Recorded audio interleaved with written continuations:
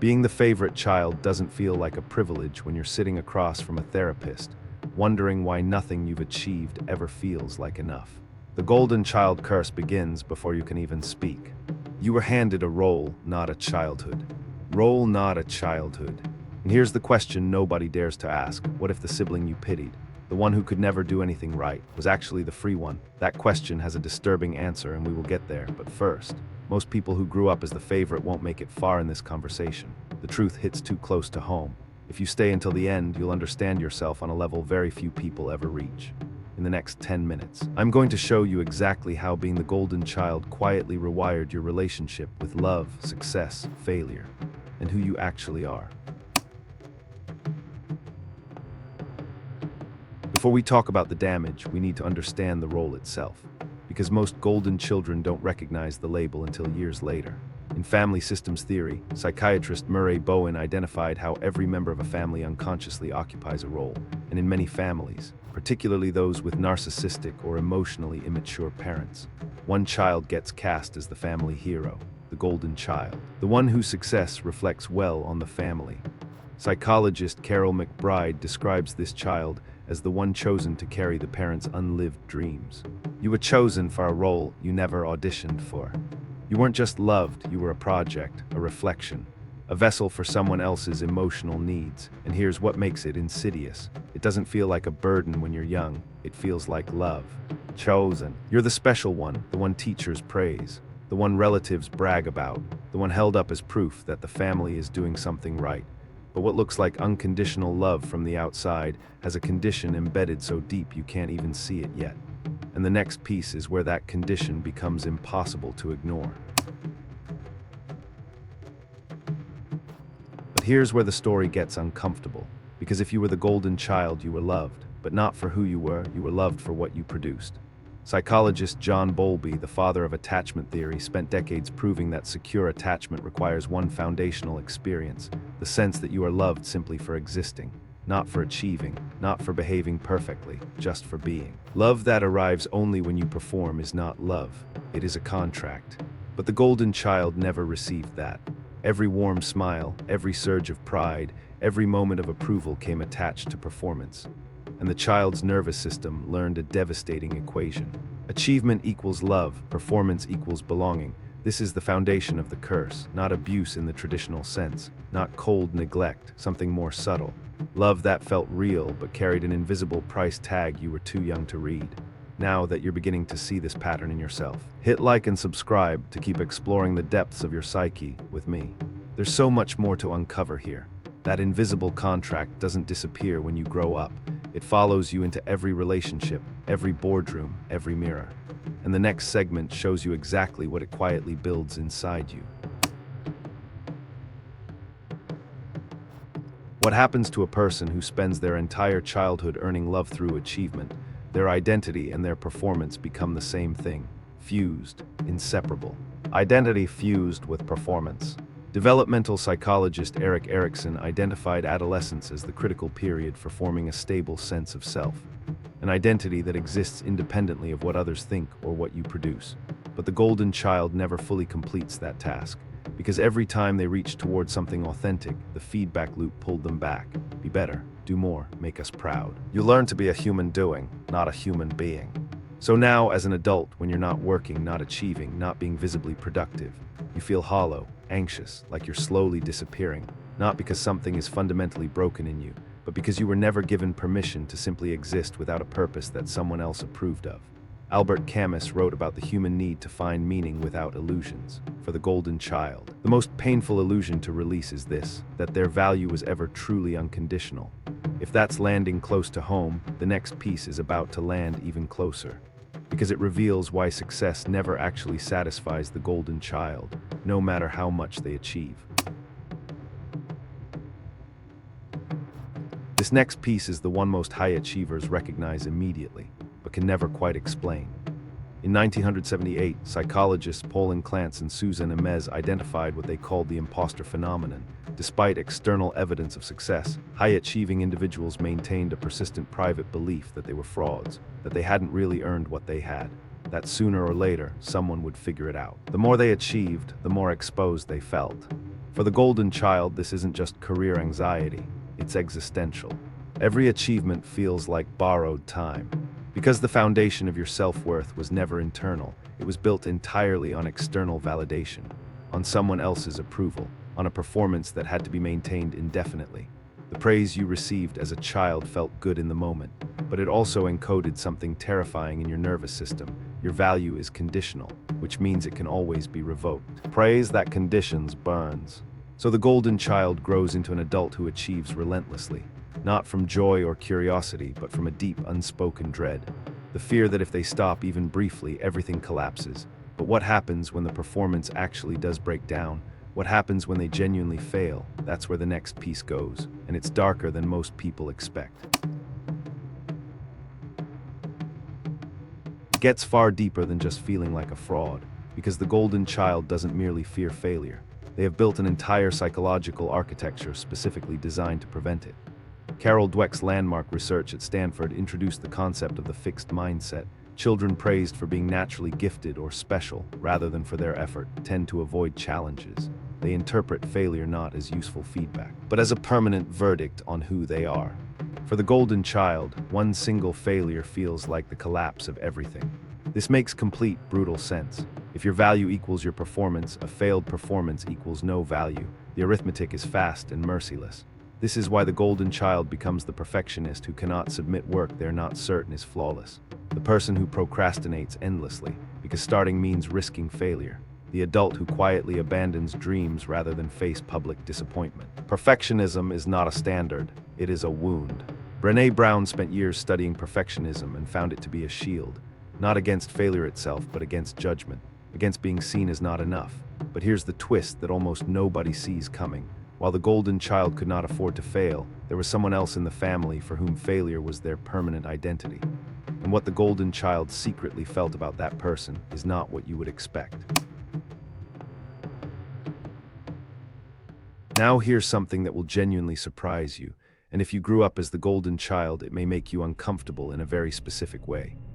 In many families where one child is cast as the golden child, another is cast as the scapegoat, the rebel, the problem, the one who can never get anything right, the family's lightning rod for blame.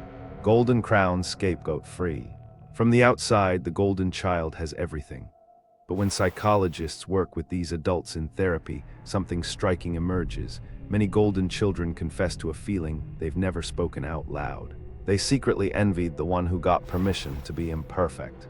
Not for the punishment, not for the pain, for something far more fundamental, the freedom to be real. The scapegoat was never handed a performance to maintain. They were never the family's shining reflection.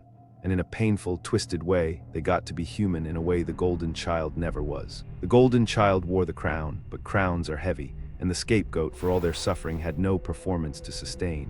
This realization cracks something open, because it means the golden child wasn't just burdened. They were robbed of something essential. We'll name exactly what that was very soon. First, let's see what the golden child actually looks like as a grown adult. So what does all of this look like in real life, decades after childhood? Because the golden child doesn't stay a child. They become an adult, and they carry every one of these patterns into every new room they enter. The golden child grows up, but the role never lets go. They're the overachiever who cannot rest without guilt, the partner who gives endlessly, terrified that if they stop being useful, they'll be discarded, the professional who deflects every compliment immediately, the person who has achieved everything on paper and still wakes at 3 a.m. wondering if they're actually enough. Always performing, never resting. Psychoanalyst Alice Miller described the drama of the gifted child, the tragedy of deeply sensitive, intelligent people who use those very gifts to become what their parents needed rather than who they were meant to be.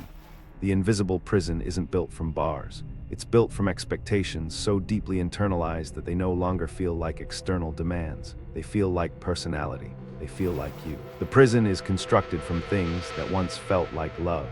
And that is precisely what makes it so difficult to leave. Because walking away from the role means grieving a specific, cherished belief that you were special because you earned it, that the love was real. But what was that love, really? The answer is almost here, and it will be the hardest thing in this entire video. Underneath all of that performance, there's a face that almost nobody ever sees, not even the golden child themselves. British psychoanalyst Donald Winnicott introduced the concept of the true self and the false self. The true self is the spontaneous, authentic core, the self that emerges when we feel genuinely safe. The false self is the mask we construct to meet the world's demands. The golden child built the most elaborate false self imaginable. Because they had to, every emotional instinct that didn't fit the role, the anger, the jealousy, the need to fail and still be held, had to be hidden, performed away. Buried so deeply it stopped feeling like suppression and started feeling like identity. Mask over mask underneath. The adult golden child becomes extraordinarily skilled at appearing fine, more than fine, composed, admirable, successful. While beneath the surface there is a person who has never been fully seen, who learned before they could articulate it that their authentic self was not what was wanted. This creates a profound, specific loneliness, not the loneliness of being alone, but the loneliness of performing so flawlessly that no one has ever actually met you. Your pain is the breaking of the shell that encloses your understanding. That shell is beautiful, but it has to break. What comes next is the core of everything I've been building toward, the real wound, and once you hear it, you cannot unhear it. This is the part that changes everything. The wound. Alice Miller spent her career studying gifted, high-achieving children raised by emotionally immature parents. Her central finding was devastating in its simplicity. The golden child was never loved for existing, only for what they could provide. Not love for existence, love as payment for performance. Love as payment, not existence. The parent did not fall in love with their child. They fell in love with what the child represented. A reflection of their own worth, a vehicle for unlived ambitions, proof of good parenting. The child was never truly seen as a separate human being. And the golden child, sensing this before they had any words for it, made the only choice that felt survivable, become whatever was needed. Not by wanting to, but because being genuinely yourself, and risking the withdrawal of that love, felt unsurvivable to a child whose nervous system depended on parental warmth. The child's love for the parents is so powerful that it is they who are consumed by guilt when they are not loved back. This is the real curse, not that you were favored, but that you were taught before you could walk, that your existence required justification, that you had to earn the right to simply be here. Do you think the golden child carries a heavier burden than the scapegoat, or the other way around? Comment golden or scapegoat below. I genuinely want to know what you think, and if this video is landing somewhere real in you, share it right now before you close it. Don't keep this to yourself. Someone you care about is carrying this exact weight today and doesn't even have a name for it yet. But here's what nobody tells the golden child about healing. It isn't about achieving less. It isn't about dismantling your success or walking away from ambition. It's about something far more radical and far simpler. It's about learning to receive love without earning it first, to let your identity and your output finally become two separate things, to exist without performing. Healing means becoming someone who exists without needing permission. And now, the answer to the question I opened with, why would the golden child envy the scapegoat? Because the scapegoat, for all their suffering, never had to maintain a performance to be included. They were simply brutally themselves, and in that refusal to conform, in that failure to become the family's mirror, they preserved something the golden child quietly surrendered, the sense that their existence was real, not earned, not performed, just real. Exist without earning it. Viktor Frankl wrote that the last of human freedoms is the ability to choose one's response in any given set of circumstances. The golden child can choose, for the first time, to stop performing and start existing. That means grieving the love that was conditional, practicing being seen without your achievements introducing you, sitting with the discomfort of being ordinary, and discovering that ordinary was always enough. You are not what you have accomplished. The curse was never who you are. It was what you were taught to believe you had to be, and you can unlearn it. The golden child was never actually the favorite. They were the most useful, assigned a role before they were old enough to refuse it, and loved, conditionally, for playing it so well. You were always more than a role. The deepest healing isn't in achieving more or achieving less. It's in learning something both simple and earth-shaking, that you were worthy of love before you ever did a single impressive thing, that your existence never required justification. The curious paradox is that when I accept myself just as I am, then I can change. You didn't fail at being the golden child. You succeeded far too completely, and that success cost you access to yourself, but the true self, the one buried under decades of performance, is still there, not damaged, not lost, just waiting to be met finally without conditions. You were never broken, you were performing. If you made it here and something shifted, comment "golden wound" below. That phrase means you heard what this video was really saying. Welcome to the Psyche Project.